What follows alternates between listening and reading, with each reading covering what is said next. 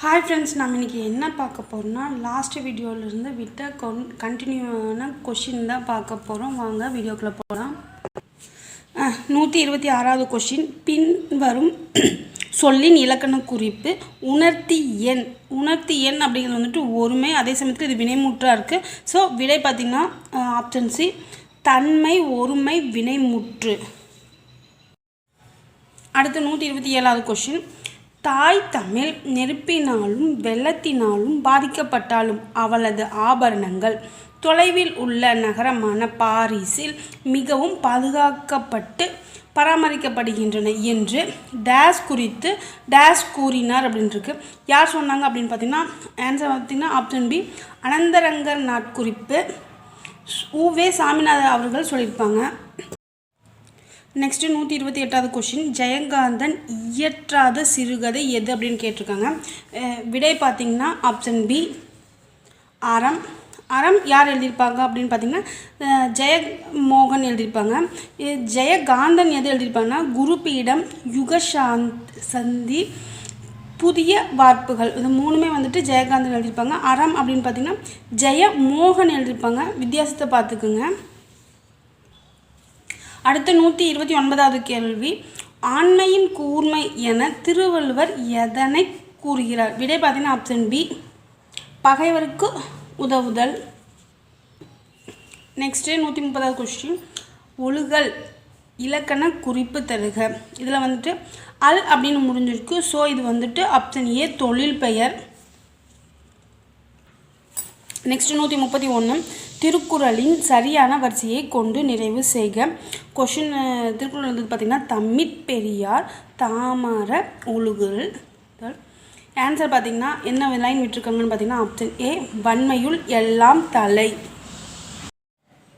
அடுத்து 132வது கொஷின், மாந்தன் தோற்றமும் தமிழர் மரபும் என்னும் தலைப்பில் உலக தமிழ் மாநாட்டில் சொற்பொழிவாற்றியவர் யார் அப்படின்னு பார்த்தீங்கன்னா answer option C, Devaneya Pavanar. அடுத்து 133வது கொஷின், சோழ நாட்டை ஊட்டி வளர்ப்பது காவிரி ஆறு. அந்நதியின் பெருமையாலேயே சோழ வளநாடு சோறுடைத்து என்று கவிகள் புகழ்வராயினர் என்று உரை நிகழ்த்தியவர். விடை பார்த்தீங்கன்னா ஆப்ஷன் டி, ராபி சேதுப்பிள்ளை. அடுத்து 134வது கொஷின், கூற்று 1, சங்க இலக்கியத்தின் மொத்த அடிகள் 26,350. இது கரெக்டு. இது பழைய சமச்சீர் புக்கில் கொடுத்துருப்பாங்க. செகண்ட் கூற்று வந்துட்டு, உலக இலக்கியங்களுள் முதன்மை பெற்றுள்ளவை சங்க இலக்கியங்கள். இதுவும் கரெக்டு. தேர்ட் பாயிண்ட் வந்துட்டு, கூற்று 3, விரிவாக உருவாக்கப்பட்ட இலக்கியங்கள் உலகின் வேறு மொழிகளிலும் உள்ளன. இது வந்துட்டு தப்பு, நம்ம தமிழ் மொழியில் மட்டும்தான் இருக்குது. ஸோ விடை பார்த்திங்கன்னா ஆப்ஷன் ஏ, கூற்று 1, 2 சரி, 3 தவறு. அடுத்து 135வது கொஸ்டின், மேடை பேச்சு எத்தனை நடைகளை கொண்டமைவதாக கூறப்படுகின்றது? விடை பார்த்தீங்கன்னா ஆப்ஷன் ஏ, 3 வகை. அடுத்த கொஸ்டின் 136வது, தமிழ் சிறுகதையில் மணிக்கொடி காலம் எந்த தலைமுறையை சார்ந்தது? முதல் தலைமுறை அப்படிங்கிறது வந்துட்டு காவியத்தை பற்றினது. இரண்டாம் தலைமுறை அப்படிங்கிறது வந்துட்டு பாரதியார் இதை பற்றினது. ஸோ இதுதான் வந்துட்டு ஆன்சர் பி, இரண்டாம் தலைமுறை வந்துட்டு மணிக்கொடி காலம் அப்படின்னு சொல்லுவாங்க. நெக்ஸ்ட்டு 137வது கொஸ்டின், கரகாட்டத்தின் துணையாட்டமாக ஆடப்படும் ஆட்டம் எது அப்படின்னு கேட்குறாங்க. விடை பார்த்திங்கன்னா ஆப்ஷன் ஏ, மயிலாட்டம். அடுத்து 138வது கொஸ்டின், இரட்டுற மொழிதல் அணியின் வேறு பெயர் டேஸ் அப்படின்னு கேட்குறாங்க. இது வந்துட்டு புக்கில் வந்துட்டு பாக்ஸ் கொஸ்டினில் கொடுத்துருப்பாங்க. ஆன்சர் பார்த்திங்கன்னா ஆப்ஷன் பி, ஸ்லேடை அணி.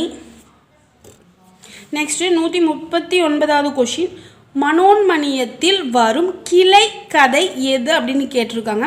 இது வந்துட்டு ரிப்பீட்டடான கொஷின், போன குரூப் 4லையும் கேட்டிருந்தாங்க. ஆன்சர் பார்த்திங்கன்னா ஆப்ஷன் ஏ, சிவகாமியின் சரிதம் அப்படின்னு தான். அது வந்துட்டு கிளை கதையாக வரும். ஆனால் இங்கே எல்லாமே நம்மளுக்கு கன்ஃபியூஸ் ஆகுது. ஆனால் இதே மாதிரி ஆப்ஷன் டி பார்த்திங்கன்னா சிவகாமியின் சபதம் அப்படின்னு கொடுத்துருப்பாங்க. இது தப்பு, இது வந்து சரிதம்.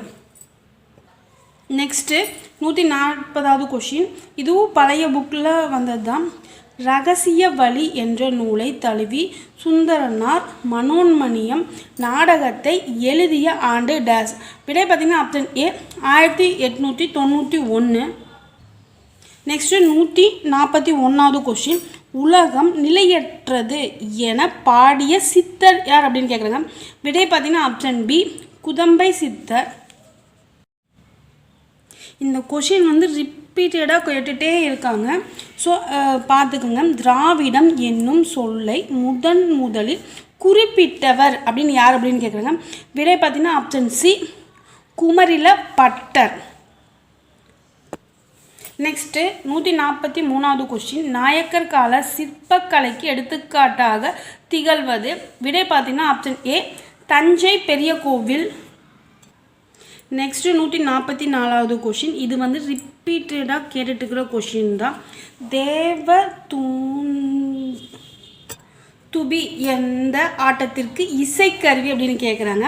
விடை பார்த்தீங்கன்னா ஆப்ஷன் சி தேவராட்டம்.